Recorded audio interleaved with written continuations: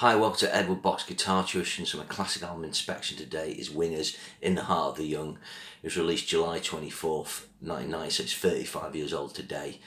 So this was coming off the back of the platinum success of their Winger album. Maybe that went double platinum. Same lineup, and Beau Hill back at the production console. Opens with Can't Get Enough. Instantly the production is better. I think this is one of the best sounding tracks of the era, coming in. This album coming in right at the end of the hair metal, glam metal MTV thing. Great guitar sound, really good bottom end. Love this track, 4 minutes 19. Cool red lead break, one of the best tracks the band ever did. Then you got Loosen Up. This is sort of a kind of funky, groovy track. I think it's good. Really catchy. I think the lyrics on this, again, as I mentioned on the Invasion Your Privacy review, these types of songs are songs to listen to soundtrack your life. He's talking about loosening up. He's had a hard day at work.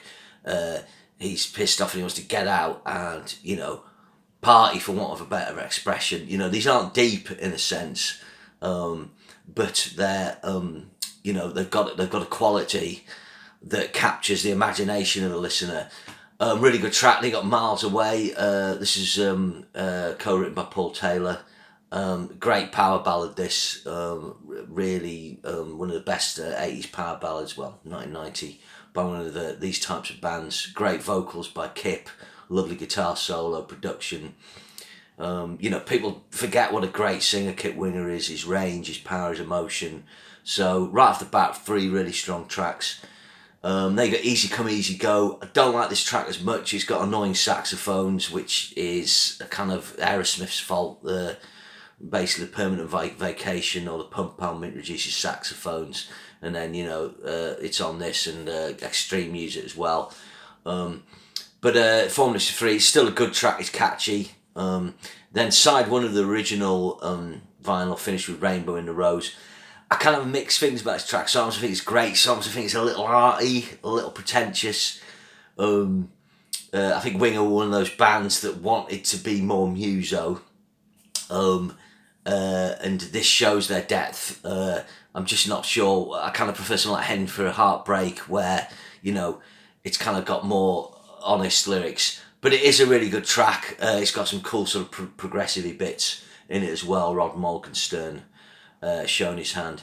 So side 2, and Within the Day We'll Never See. This has got a really cool intro with sort of bass, and a bit of fretless bass, atmosphere, cool whammies by Reb. This is kind of more like a Dokken type riff. A little heavier for the band. Really good, cool solo by Reb. Don't quite like Reb's lead tone as much on this album. It's a little woollier. But the whole overall production has got more clarity. They've obviously had a bigger budget. Then the excellent Under One Condition. So this was Kip's tribute to his relationship with Rachel Hunter, who left him for Rod Stewart. This is really good. 4 minutes 27 again. This has got a really nice sort of progressive-y kind of drum music interlude after the solo. Reb does quite a cool sort of Doran-y bluesy solo. And then the album kind of takes a dip. This is where the album kind of drops them in. I think the band make a big mistake. They did a track called Little Dirty Blonde, which I think is just crap, frankly. And then there's Baptized by Fire, which has got an unnecessary sort of tapped chord tapping intro where Reb's kind of doing a Satriani Midnight type thing. And then it's got a rap in the middle by Kip.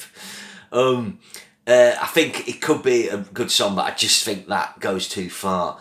But then things pick up with You Are the Saint, I'm the Sinner.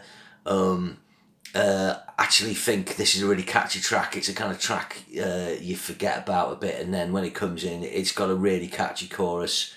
Really cool riff, and it's 3 minutes 35. So I do really like this. It's got some cool lead playing as well. And then it finishes with the title track, In the Heart of the Young. I've always really liked this track. It's quite epic, slightly sci-fi lyrics. I like the way it builds. It's got a big euphoric chorus, and I really like the way it fades out.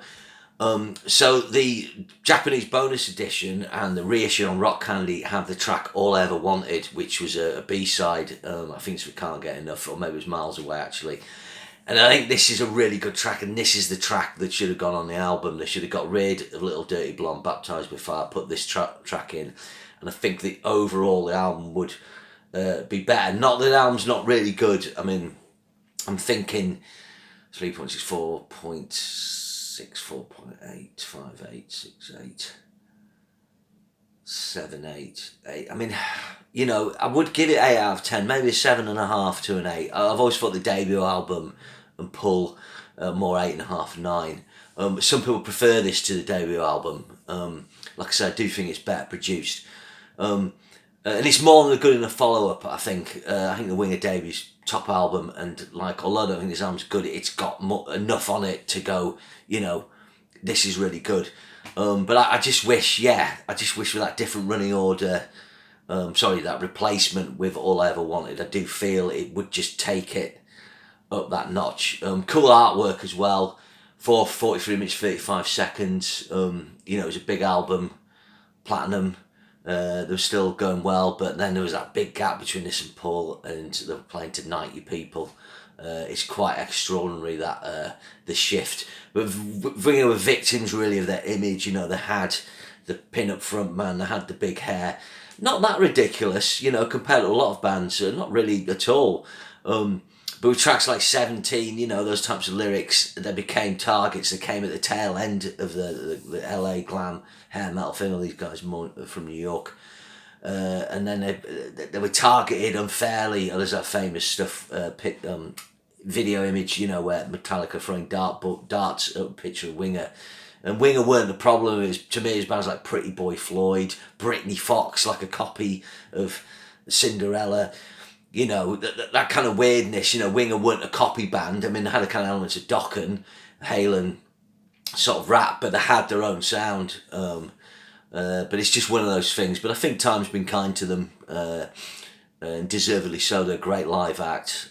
They've got the original lineups back together, obviously with John Roth on guitar as well, and they really pull it off and still make good albums. So just a quality band. So yeah, check this album out, and remember to share and subscribe. I'll see you again. Thank you.